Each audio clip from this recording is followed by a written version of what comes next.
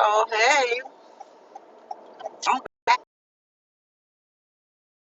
I know I probably don't have any viewers because it seems like everybody else wants to stream right now at this particular time at 12:55. So, but I'm streaming right now. I hardly ever, I'm out and about. I'm in my car, and I have this camera here, and then I have another camera that do 360. And I don't have everything set up where someone once asked just yesterday, "What's my channel about?" Well, hell, I can do Android boxes, and I can show people how to work that. But I'm an outside person. I drive a school bus, and before then, my job before that kind of took me outside too, even though I was a case manager. But I got a chance to be in the field a lot and talk to people. I had to actually initiate, contact and talk to women and men too sometimes. So I was slash an outreach worker, but a case manager with the Department of Social Services here in LA. We was a contract company, a contracted from the county, and where we would go out and deal and talk with the women in domestic violence, substance abuse, and mental health.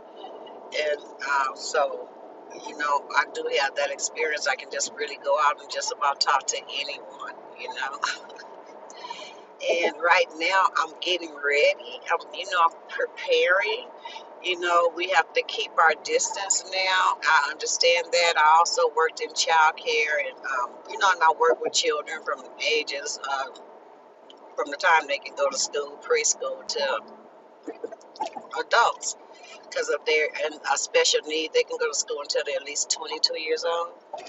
So sometimes I actually pick up adults and put them on my bus. They may be in a wheelchair, or they may be blind, you know. So yeah, I do that too. Um, right now I am going, if you can see out the window, usually I go buy some water, but right now I am kind of just going down a little street that's really industrial. I don't really like it, you know. It's always spooky around here. I'm going up and down, and I don't really know how my camera on my forehead, right here. Oh my God, I'm going up on it's a train, but it's not that much. It's not that bad. So right now, I don't really know how this camera would pick up if I turned it on right now, because I haven't tried. But I have a feeling it's going to be looking up at my ceiling. I'm not sure if it actually be catching the street. I wanted to. I really wanted to. Because I'm not going to ever ride a bike this far around, so you can really capture certain things. I'm not that athletic. I used to ride bikes, and I got skates, and I have a bike. But the bike I have is kind of heavy, and it's upstairs, and I'm not going to take it down the stairs. And plus, it needs some air in it, the tires, because the tires just went back because it's just been sitting there. I had to even decide to skate. I had to get the like weight tennis shoe or something. What I see people do, have them on some little boots or some shit, something lightweight. Even some little wheels. They even have little wheels they skate on. I don't have all of that. I got the regular skates, the regular wheels, and they heavy as hell to my legs. My legs have gotten little weight on them since I aged. And even though I look thin, to me, from how I live most of the time at 100, maybe 125 pounds, 145 pounds, my legs are heavy to me, you know, and it's hard to, you like go swim. Like I tried to swim a few years back, and kicking my legs was like hard as hell. Like shit, I'm gonna drown. I'm gonna drown. I know how to swim, but my legs is heavy, and if I got to kick them for too damn long to get across the pool, I'm not gonna make it. So I don't know how to really manage. to get some footage, like with the 360, but I have some ideas, and I have some great ideas, and these ideas I've been having forever in my head. I love photos. I love taking pictures. What do I like to do? You know, I don't like to do what everybody else like to do. I don't think I'm just gonna sit on YouTube and hope for like a million subscribers, you know. But I do have some ideas of what I'm going to do. I kind of like the interview, you know, thing. I like that, and I like say when I was working as a case manager, and we had groups. We had the women. Excuse me. Now you try to when your nose itch, your eye itch, you kind of gotta go like that on the back side of your hand. Like, you just don't go like that, especially if you've been touching things. And so we used to have these groups, and the women would come in from the LA area. In this area, we had these spas, and they were like in different areas from Hollywood to San Pedro to Watts in the middle of LA and Compton. And we would go and outreach and talk to the women, tell them about our program. And, and then we would do some reversal sanctions. Now, sanctions is when they have gotten removed from their benefits, like their aid, like only their children were on. And so that would be one thing that would make them really hopeful when we walked up and talked to them and explained to them that they could actually get their sanctions reversed. That would be one thing that would draw their attention and make them sit down and listen a little longer. But our actual program was domestic violence, and we did have to meet a certain objection every month, which when we had to have women sign up. Now, to get them signed up is one thing, but to get them to participate is a whole different other thing. Getting them to participate every week. Okay, so one of the ways we did get them to participate was to feed them. And then they know they were gonna get some pizza or chicken or something like that after group. We used to have like a real meal, and their children too. We had someone watching their children while they participated in the group.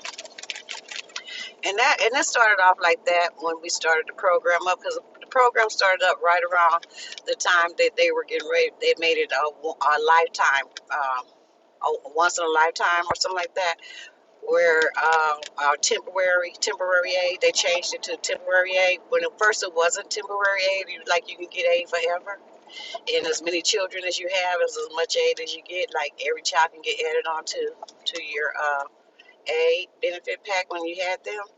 But then they was getting ready to start changing that to temporary. You can only have it for so long. You have to get your shit together.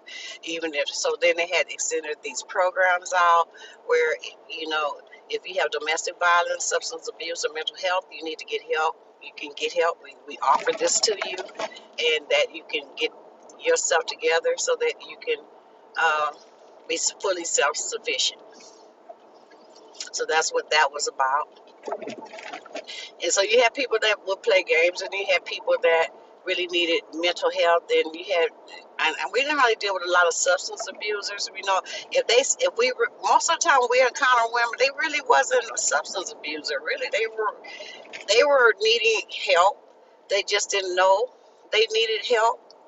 And then they actually was getting help. Even if the domestic violence wasn't yesterday or the day before. Because they would say no. I'm not no victim of domestic violence. And then we would kind of explain to them exactly what all that could entitle, or what was the details of domestic violence. Okay, yeah, that happened like 3 years ago, but shit, it happened. We have to remind them, but it happened. It don't matter that it happened 5 years ago. It happened. You're still homeless because you had a place, and then you got with that person that wasn't good for you, and now you don't have no place, and you've been hopping from place to place ever since. It happened. You can't seem to get it together since it happened. And then you making decisions that might make it happen again. So you might need help. So we would get them in, and they would get their thinking process together. But if they needed real mental health, even afterwards that we got them into the domestic violence class, or if we determined they might have needed some substance abuse, then we have to refer them to the places that other places and agencies, that can help them, even if it was if they needed legal help. Whatever kind of help we can refer them to, we will refer them to. But for as far as parenting, domestic violence classes, we would do those classes.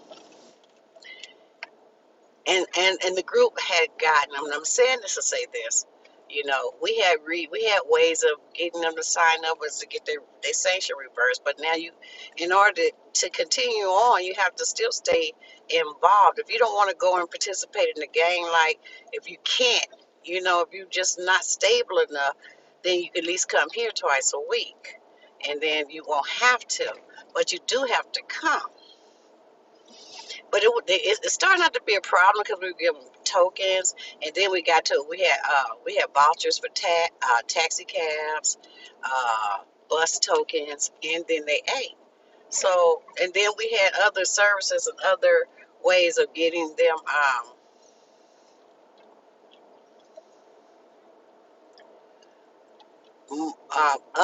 other services, or extra money or extra food or things like that. So they came, then they came faithfully. And slowly things stopped. Not everything, but some things before we knew it, we did not have bus vouchers anymore. And we did not have, they were still coming. We stopped having food, they were still coming. And they were bringing more. And then our group started to be like 30 women. No food, no bus tokens, no taxi cab vouchers. Then our group got bigger. So, and then they was just happy, and they was just bringing their friends. So, yeah, I think that can happen again. But see, I like things like that, so my YouTube might not always just be YouTube. Not if I can gear them to come over to something more private and where we can discuss and have conversations that can be, make us more empowering to ourselves or to other women or to each other. We can open up and talk about some issues. And just to know that, we're not by ourselves, you're not the only one. Pretty much like that. So, I don't know what my YouTube channel will be about all the time. It won't be about the same thing.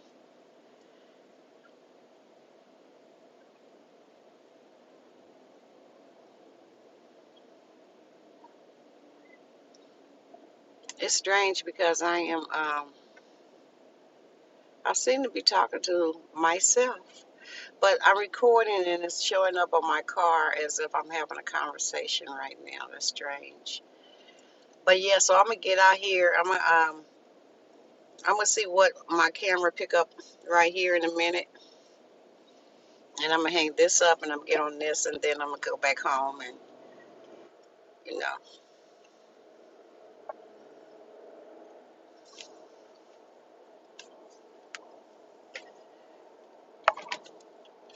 So I can actually turn my phone camera around, and show you where I'm driving. And see, this little stuff like that. It's kind of like I don't like all that over there. But I drive this route a lot in my school bus because we have schools and stuff this way. These people around here, they kind of like flying and shit. Like, oh, you ain't going fast enough. Where the hell you going? You got to be somewhere. You got to be somewhere. You got to be somewhere. And I'm not supposed to have my phone in my hand. And all these people are in a hurry. I guess you can go 50 around here. But where the hell you going though? Where? It's not like they go that much faster after they get in front of me. They want to get in front of me, but then they really ain't going that much faster after they get in front of me. Okay? So I'm gonna get off of this YouTube again, and then I'm gonna get onto my other camera because I got to put the phone down because I'm going into the area where they might want to give me a ticket and shit. So for now, I'm gonna turn on my other camera and we'll talk from there, from that point. Okay, bye.